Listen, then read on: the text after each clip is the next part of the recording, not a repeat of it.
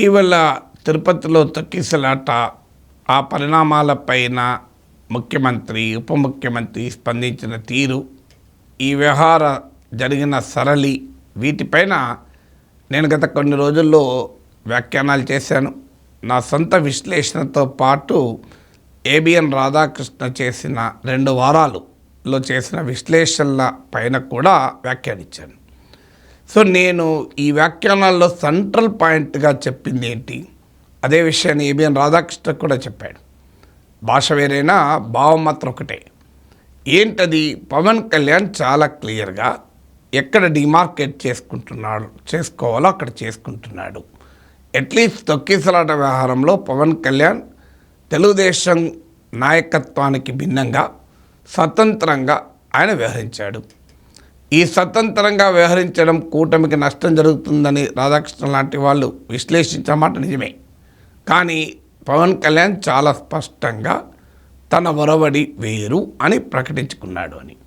So ఈ మొత్తం వ్యవహారాల్లో పవన్ కళ్యాణ్ విజయం సాధిస్తున్నాడు, సక్సెస్ఫుల్గా బయటకు వస్తున్నాడు ఈ వ్యవహారాల్లో అంటూ నేను చేసిన విశ్లేషణను ఇవాళ నేషనల్ మీడియాలో కూడా దాదాపు ఇదే విశ్లేషణ వస్తుంది.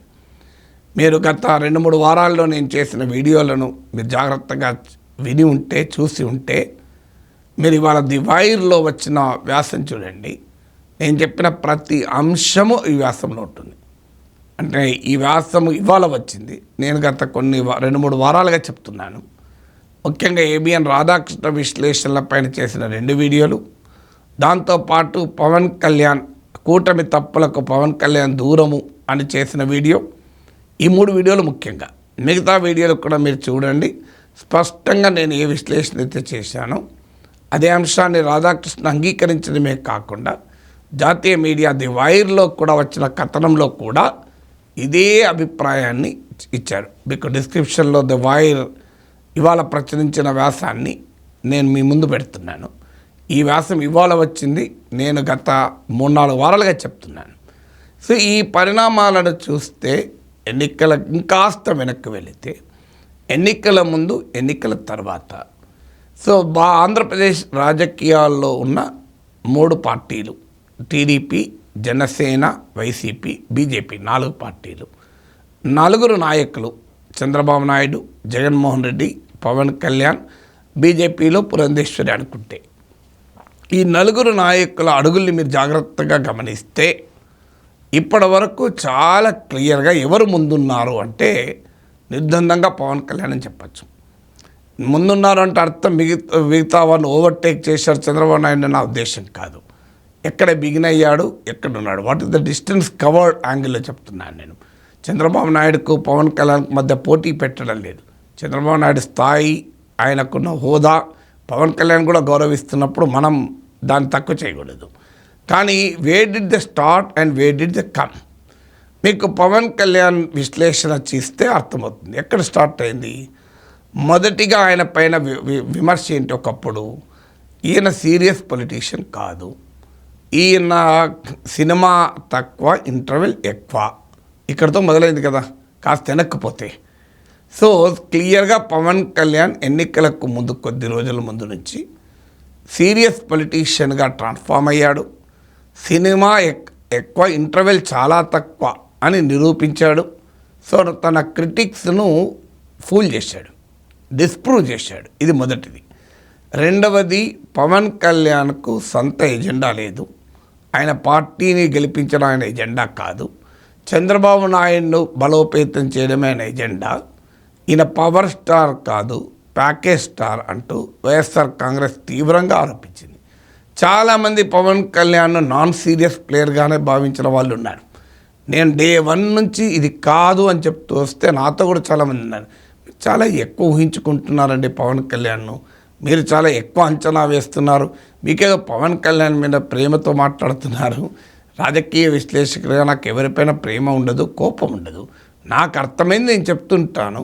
నేను చెప్పింది నిజమా కాదా అనేది భవిష్యత్తే నిర్ణయిస్తుంది కదా అన్నాను. మీరు చూడండి, ఇవాళ పవన్ కళ్యాణ్ టీడీపీతో పొత్తు పెట్టుకొని అల్టిమేట్గా హయ్యెస్ట్ స్ట్రైక్ రేట్ గల పార్టీగా నిలబడ్డాడు. 21కు 21 100% గెలిచాడు.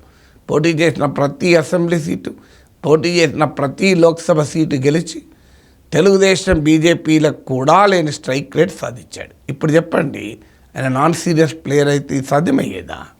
సో కూటమికి హవా ఉంది కాదని నేను అన్నాను, కానీ ఆ హవా టీడీపీ కన్నా ఎక్కువ జనసేనకు ఉంటుందా? సో టీడీపీకి 100% స్ట్రైక్ రేట్ లేదు కదా, బీజేపీకి 100% స్ట్రైక్ రేట్ లేదు కదా. అందువల్ల క్లియర్గా పవన్ కళ్యాణ్ తన స్ట్రైక్ రేట్ 100% సాధించి చరిత్ర సృష్టించి తన విమర్శకుల నోలు మోయించాడు. ఇక మూడవది, పవన్ కళ్యాణ్కి ఒక వ్యూహం ఉండదు, ఆవేశమే తప్ప ఆలోచన ఉండదు. పవన్ కళ్యాణ్కి ఒక వ్యూహం లేని రాజకీయ నాయకుడు అన్నారు. దీన్ని కూడా నేను గతంలో కూడా ఖండించాను, ఇది నిజం కాదు అని. ఇవాళ ఈ రాజకీయ పరిణామాలకు మూలం ఎక్కడుంది?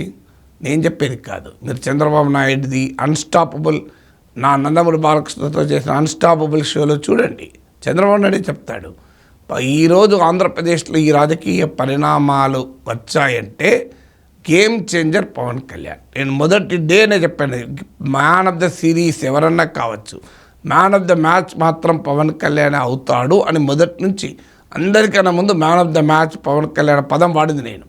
ఇలా నిజమైందా లేదా? సో పవన్ కళ్యాణ్ క్రియేట్ చేసిన నరేటివ్ వైసీపీ వ్యతిరేక ఓటు చీలకూడదు, వైసీపీ వ్యతిరేక ఓటు చీలకుండా ఉండేందుకు ఎవరు ఎన్ని ఒత్తిళ్ళు చేసినా లొంగలేదు.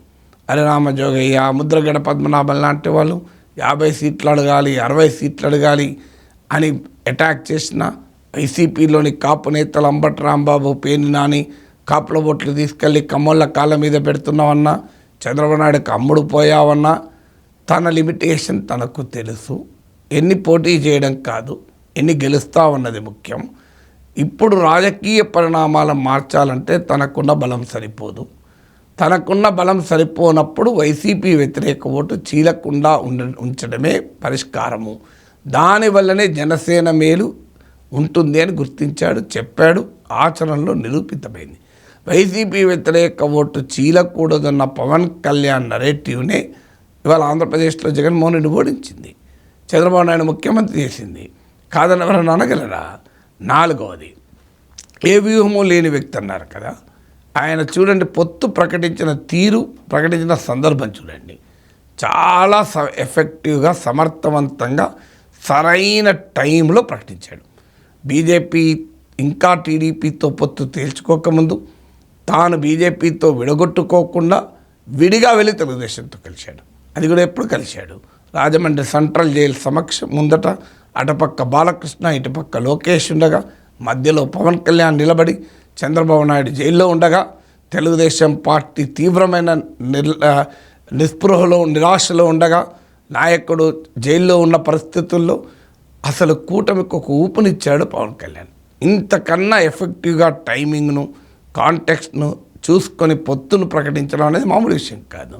ఆ తర్వాత బీజేపీని కూడా తీసుకొచ్చి ఈ కూటమిని బలోపేతం చేశాడు. నాలుగవది, ఇవన్నీ ఎన్నికలకు ముందు చేసిన పనులు. వీటి వల్ల చాలా క్లియర్గా ఎన్నికల్లో తాను విజయం సాధించారు, మిత్రపక్షాలకు విజయాన్ని చేకూర్చాడు.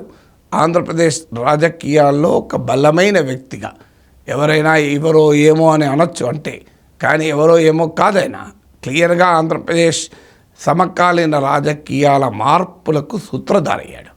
సో ఈ 4 ఎన్నికలకు ముందు. ఇక ఎన్నికల తర్వాత చూడండి, ఎన్నికల తర్వాత కూడా అందరూ ఏమన్నారు, అసలు చంద్రబాబు నాయుడు లాంటి ఒక టవరింగ్ పర్సనాలిటీ నాయకత్వంలో ఉండగా పవన్ కళ్యాణ్ డిమినిష్ అయిపోతాడు.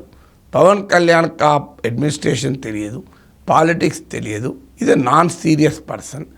అందువల్ల ఆయన సినిమాలు తీసుకుంటూ ఉంటాడు, అప్పుడప్పుడు అడపాదడప వస్తుంటాడు, ఇలా రకరకాలుగా మాట్లాడారు. కానీ ఏం జరిగింది? సినిమాలకు పక్క పెట్టాడు, కంప్లీట్గా అడ్మినిస్ట్రేషన్ పాలిటిక్స్కి కన్ఫైన్ అయ్యాడు. చంద్రబాబు నాయుడు లాంటి ఒక టవరింగ్ పొలిటీషియన్ ఉండగా తన అస్తిత్వాన్ని నిలబెట్టుకోవడమే కాకుండా తన ప్రజెన్స్ను సమర్థవంతంగా ఆంధ్రప్రదేశ్ పాలిటిక్స్లో, అడ్మినిస్ట్రేషన్లో చూపెట్టగలిగాడు పవన్ కళ్యాణ్. ఇది 5వది. 6వది, తాను జనసేన వేరు పార్టీ, తాను పవన్ కళ్యాణ్ను తెలుగుదేశం పార్టీ తీసుకునే ప్రతి నిర్ణయానికి కూటమిలో భాగస్వామిగా తాను ఉంటాను అంటూ కూటమిని బలోపేతం చేసే విధంగా యాక్ట్ అయ్యాడు. ఎందుకంటే ఇది తాను నిర్మించిన కూటమి, తన చేతుల మీద కట్టిన మేడ ఇది. ఎందుకంటే బీజేపీ తీసుకొచ్చింది పవన్ కళ్యాణ్. అందువల్ల చాలా క్లియర్గా ఎక్కడా కూటమి డీస్టెబిలైజ్ అవ్వటానికో కూటమికి నష్టం కలిగించే రీతిలో ఎక్కడా వివరించలేదు. చంద్రబాబు నాయుడు పట్ల గౌరవాన్ని, విధేయతను, వినమ్రతను ప్రదర్శించాడు. సో కూటమిని బలోపేతం చేసే విధంగా కూటమి చేసే మంచి పనుల్లో క్లియర్ వాటాదారుడయ్యాడు. ఇది 6వది. 7వది, అదే సమయంలో ఎక్కడైనా కూటమి తప్పటడుగులు వేసినప్పుడు, కూటమి చేయగలిగినంతగా చేయనప్పుడు, కూటమి ఎక్స్పెక్టేషన్స్కు తగినట్టుగా వ్యవహరించినప్పుడు పవన్ కళ్యాణ్ క్లియర్గా డీమార్కెట్ అయ్యాడు. సో అంటే నేను అంతకుముందు కూడా చెప్పాను, క్రెడిట్ అప్పుడు భాగస్వామి, డెబిట్ అప్పుడు కాదు.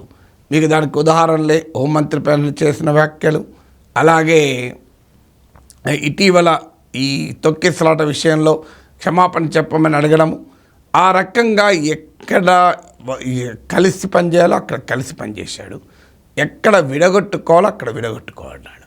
8 వచ్చిన ఆపర్చునిటీస్ను తన కన్సాలిడేషన్కు వాడుకున్నాడు. మీరు బీజేపీకి మరింత సన్నిహితమయ్యాడు, హిందుత్వ ఎజెండాను తీసుకున్నాడు, సనాతన ధర్మం అన్నాడు. చంద్రబాబు నాయుడు ఇచ్చిన ఒక అవకాశం, తన షార్ట్ టర్మ్ రాజకీయ లక్ష్యాలతో చంద్రబాబు నాయుడు తిరుపతి లడ్డూను ఒక పెద్ద వివాదంగా మార్చాడు. కానీ తెలుగుదేశానికి కూడా భవిష్యత్తులో అర్థమయ్యేది, లాంగ్ టర్మ్లో ఇది టీడీపీకి సవాలుగా మారుతుంది. ఎందుకంటే జనసేన, బీజేపీ కలిసి ఒక బలమైన హిందుత్వ పొలిటికల్ ఎజెండాను సృష్టిస్తారు. ఆ ప్రాసెస్ మొదలైంది. మీరు గమనించండి, లడ్డూ పైన పవన్ కళ్యాణ్ ప్రకటనలకు కానీ, ఇటీవల హైందవ శంకారావం కానీ, ఇవన్నీ ఏం తెలియజేస్తున్నాయి? అప్పుడు ఏం చేయాలి తెలుగుదేశం? తాము కూడా హిందుత్వ పొలిటికల్ ఎజెండా ఎత్తుకుంటే అందరికన్నా ఒరిజినల్ హిందుత్వ బీజేపీ ఉండగా తెలుగుదేశానికి ఎందుకు ప్రజలు ఓట్లేస్తారు? కాదని ఆ స్థాయికి వెళ్ళలేమనుకుంటే శివసేనలాగా వీక్ అవుతారు. ఇప్పుడు జరగబోయేది అదే. అగ్రెసివ్ హిందుత్వ ఫోర్స్ ముందుకు వచ్చినప్పుడు సాఫ్ట్ హిందుత్వాలు, రాజీ హిందుత్వాలు పనిచేయవు. ఇప్పుడు మీరు కాంగ్రెస్ పార్టీ రాజీ హిందుత్వ ఫాలో అయింది, ఏం లాభమైంది? రాజీవ్ గాంధీ అయోధ్య తలుపులు తెరిచాడు, అడ్రస్ లేకుండా పోయాడు. అందువల్ల ఇప్పుడు ఆంధ్రప్రదేశ్లో కూడా ఇది జరుగుతుంది. బీజేపీ పవన్ కళ్యాణ్ కలిపి అగ్రెసివ్ హిందుత్వ ఎజెండాను ముందుకు తెచ్చినప్పుడు టీడీపీ ఏం చేయాలి? టీడీపీ ఆ స్థాయిలో హిందుత్వ ఎజెండాకు వెళ్ళలేదనుకోండి దెబ్బతింటారు, వెళ్ళారనుకోండి ఇర్రెలవెంట్ అవుతారు. సో ఆ రకమైన రాజకీయ భూమిక కూడా పవన్ కళ్యాణ్ కారణం. అందువల్ల లడ్డు విషయంలో టీడీపీ నేతలు ఎవరూ చేయనంతగా అడావుడి చేశాడు. సనాతన అపాలజెటిక్ సనాతన హిందూ అని, సనాతన ప్రాయశ్చిత్త దీక్షలు చేసి, సనాతన ధర్మ సంస్థాపనకు బోర్డు పెట్టాలని, సంరక్షణకు సనాతన డిక్లరేషన్ ఇచ్చి, ఇక అక్కడి నుంచి మొదలైన పవన్ కళ్యాణ్ ప్రో హిందుత్వ క్యాంపెయిన్ కాస్త ఇప్పుడు బీజేపీ దాన్ని మరింత ముందుకు తీసుకెళ్ళింది. అందువల్ల అక్కడ కూడా మళ్ళీ పవన్ కళ్యాణ్ సక్సెస్ అయ్యాడు. అంటే ఒకే రూట్లో టీడీపీతో కలిసి ఆ తర్వాత తన రూట్ను తానే ఏర్పరచుకొని ముందుకెళ్ళాడు. ఇక 9వది, కూటమిలో భాగస్వామిగా కూటమి యాక్టివిటీస్లో ఒకడుగా ఉంటూనే independent work independently, strike unitedly అనే ఒక తత్వవేత్త అంటాడు. సో స్ట్రైక్ యునైటెడ్లీ, జగన్మోహన్ రెడ్డికి వ్యతిరేకంగా టీడీపీ బీజేపీతో కలిసి అటాక్ చేస్తూనే తనకంటూ ఒక ఇండిపెండెంట్ పొజిషన్ పెట్టుకుంటున్నాడు. మీరు గమనించండి, ఆల్రెడీ నెలలో 14 రోజులు జనంలో ఉంటానన్నాడు. కాకినాడ పోర్టుకి వెళ్ళాడు. ఎక్కడ చూడండి మీరు, తిరుపతికి వెళ్ళాడు.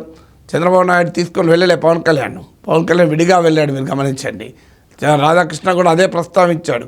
ఇద్దరు కలిసి వెళ్ళి ఉంటే బాగుండేది, ఇద్దరు కలిసి విలేకరుల సమావేశం పెట్టుంటే బాగుండేది, చంద్రబాబు నాయుడు సమక్షంలో అలా మాట్లాడుంటే బాగుండేది అని అన్నాడు. కానీ దానికి ఎవరు బాధ్యులు? దానికి పవన్ కళ్యాణ్ తీసుకెళ్తానని రానలేదు కదా. సో పవన్ కళ్యాణ్ చంద్రబాబు నాయుడు రూట్లో చంద్రబాబు నాయుడు వెళ్తే పవన్ కళ్యాణ్ రూట్లో పవన్ కళ్యాణ్ లేడు. అందువల్ల ఇది 9వది. ఇక 10వది, పవన్ కళ్యాణ్ ఎక్కడా కూడా తన ప్రభుత్వం జరిపేటువంటి వ్యవహారాలపైన ప్రజల పక్షాన తాను ఒక కాన్షియన్స్ కీపర్గా ప్రజెంట్ అవుతున్నాడు. ఇది గమనించండి. ప్రభుత్వంలో భాగంగానే ఉంటూ ప్రభుత్వంలోనే ప్రజల కాన్షియన్స్ కీపర్గా, నేను అంతకుముందు చెప్పాను, both position and opposition role. అంటే ఆంధ్రప్రదేశ్ శాసనసభలో జగన్మోహన్ రెడ్డి లేకపోవడం, వైసీపీ లేకపోవడంతో both position and opposition role play చేస్తూ ప్రజల తరఫున ప్రభుత్వంలో కాన్షియన్స్ కీపర్గా పవన్ కళ్యాణ్ ఎవాల్వ్ అయ్యాడు, ఎమర్జ్ అవుతున్నాడు. సో ఈ 10 అంశాలు క్లియర్. ఎన్నికలకు ముందు 4, ఎన్నికల తర్వాత 6. పవన్ కళ్యాణ్ రాజకీయ వ్యవహార సరళి, ఆయన ఆయన వేస్తున్న అడుగులు, ఆయన ఎత్తుగడలు, ఇవన్నీ చూస్తే నేను అబ్జర్వ్ చేసినాయి. ఇవి ఇప్పటికిప్పుడు కొన్ని అర్థం కాకపోవచ్చు, కానీ వర్తమాన రాజకీయాల్లో కొన్ని అందరికీ ఈ ట్రెండ్స్ కనిపించకపోవచ్చు, కానీ భవిష్యత్తు ఈ ట్రెండ్స్ నిజమా కాదా అని నిరూపిస్తాయి. ఇప్పటికే నిజమని కొన్నిటిని తేలుస్తున్నాయి కదా. అందుకే నేను రాధాకృష్ణ మాట్లాడిన విశ్లేషణ కూడా కలిపి మీకు 2 వీడియోలో చెప్పడానికి కారణం అది. నేనే కాదు, రాధాకృష్ణే కాదు, ది వైర్ లాంటి జాతీయ మీడియా సంస్థలు కూడా దాదాపు ఇదే కంక్లూజన్కి వస్తున్నాయి. నేను ముందుగా వచ్చినప్పుడు నన్ను చాలామంది అంగీకరించకపోవచ్చు, కానీ ఇప్పుడు రాధాకృష్ణ చెప్పాక, నేషనల్ మీడియా కూడా చెప్పాక బహుశా అంగీకరించక తప్పదేమో.